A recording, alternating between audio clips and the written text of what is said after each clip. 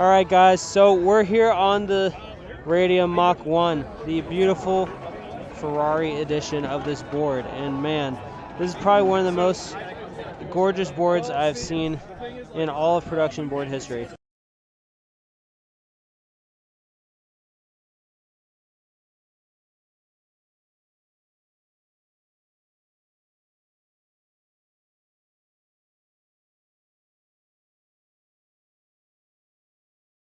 And I feel like I'm being a fan there, but I just really like liveries like this. So we're gonna get some footage on here, and we've got a Hoyt Puck as the controller. So pretty familiar with that. And then of course inside we have the MakerX DV6s, which is an ESC that I do intend on using in some of the boards that I make in the future. Of course, the only downside being that it only supports up to 12S. And like we were talking about in the interview, it's not always about high voltage, but I do like my high voltage boards giving me the ability to sort of crank up that gear ratio and still have the high speed that I want. So this board does have the RTS system on it, and it does have slightly older version of the wheels, but they're still going to give a decent representation of it.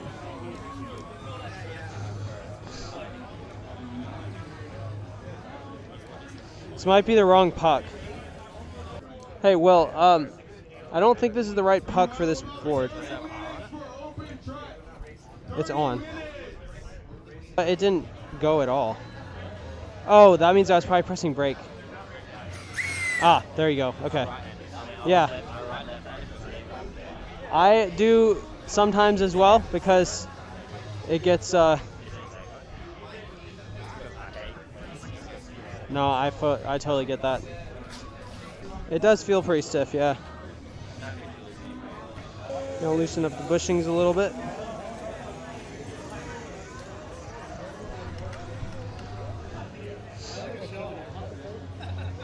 Alright, we got the bushings loosened a little bit, and now we're going to go for our first ride on the Mach 1. And I've got it in speed mode 1 right now so I don't kill myself.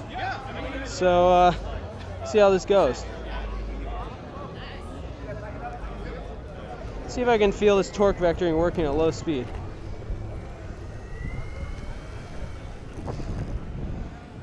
Oh wow, I actually do feel it sort of steering the rear.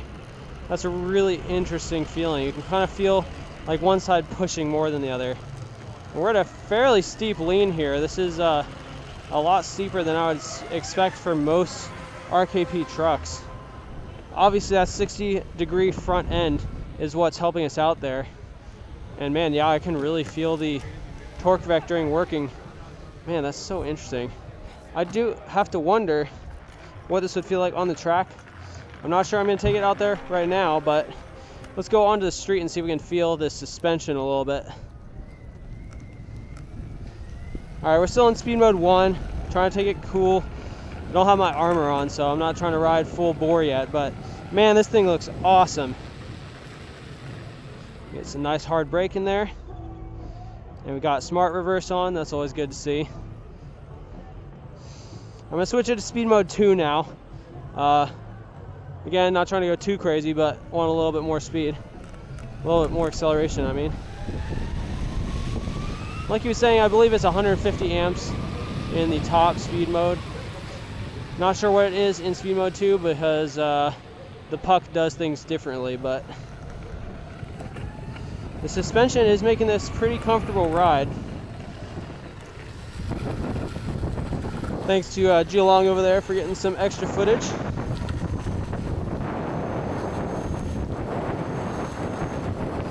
Hard brake. Alright. One of the things about RTS is that it's supposed to work during braking and acceleration. And braking is one of those things where it's like you can lose your grip pretty quick, especially on max braking. And let's see if we can do that here. Wow, almost no skid. That's crazy. Yeah, that's crazy. Almost no skid at all. I don't think that I'm going to be fully able to utilize the RTS for cornering with such a small amount of riding as this, but I can definitely feel it working, and there could be a serious future with tech like this in boards, especially ones that are geared towards racing. Overall, first impressions are this thing is pretty dang comfortable, and turns really well too, which is something that honestly, whenever I look at an RKP board, it's something that I don't necessarily expect right off the bat. So I'm not sure what the bushing hardness is on here right now, but it's pretty good for my weight. I'm going to try to do a quick little pump in speed mode 3, see what I can do.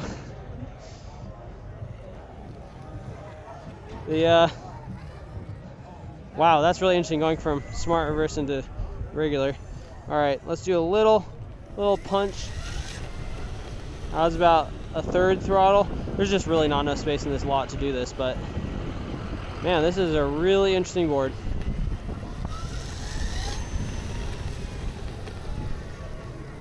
All right, well, I wish I had more time with this, but I'm gonna have to cut it here for now. It's been an absolute blast riding this thing around for a little bit, and I think the track is closed now, so I'm not gonna be able to go out there, but actually, you know what? Let's give it a try.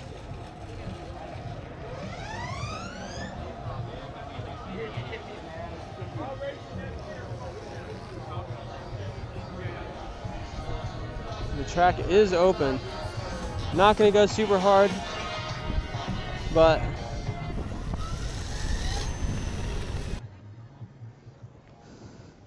there's this really interesting feeling when you get to low speed on here. It kind of like does a free roll break. It's really weird. Let's put this in safe mode and take a roll around the track. Just a quick one, not going to go full bore, just want to see how the trucks do, especially because this isn't even a quote-unquote racing board. So we're just going to do a quick one. Yeah, isn't it pretty? They're letting me go out on the Ferrari, so nice. I feel very lucky. Nice pocket. Send it. All right, thank you. Ready? Send it. All right, so I'm going to take sort of similar lines to what I did on my race board and see if this can do it. I don't know if I'm going to be able to feel the RTS working on a chill ride, but it should be working on these turns, sort of helping you to make it through the turn at a higher speed and with a little bit more force.